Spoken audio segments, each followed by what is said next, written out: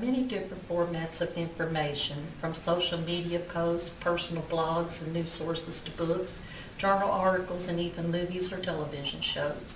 We already know from real life that some information formats have values. We must pay for books and movies, after all. We may also be reminded of the monetary value of information sources like news or journal articles when we hit a paywall trying to access them. Libraries pay a lot of money to provide their patrons with legal access to books, journal articles, music, images, and films. Legal access to these things? Yes. This isn't just a monetary issue, it's a legal issue. Copyright is a form of U.S. intellectual property law, and it protects original works of authorship, including literary, dramatic, musical, and artistic works, such as poetry and novels, and movies and songs, graphics, computer software, and even architecture. Other countries also have copyright law, and the U.S. cooperates with them so that their citizens' intellectual property is protected in the U.S., and U.S. citizens' intellectual property is protected in their countries.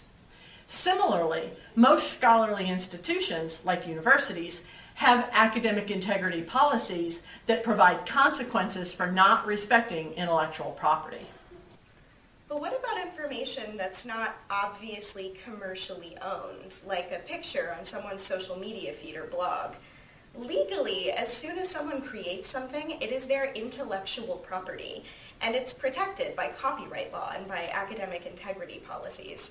Using it without crediting the creator is theft of intellectual property. Even if it weren't theft, you should still respect the creator.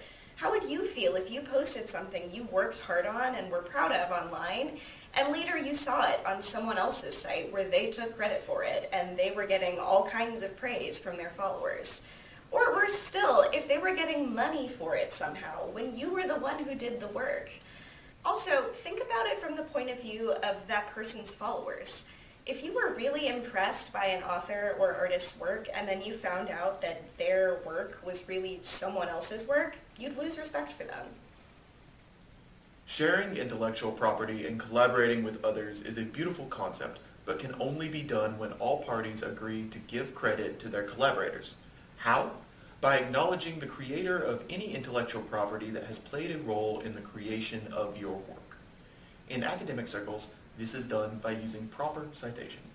Proper citations allow later scholars to understand the development of an idea, look for and analyze prior scholarship themselves, so that they may find different information gaps, and appreciate the credibility of your research process. Citations are an essential part of the scholarly conversation.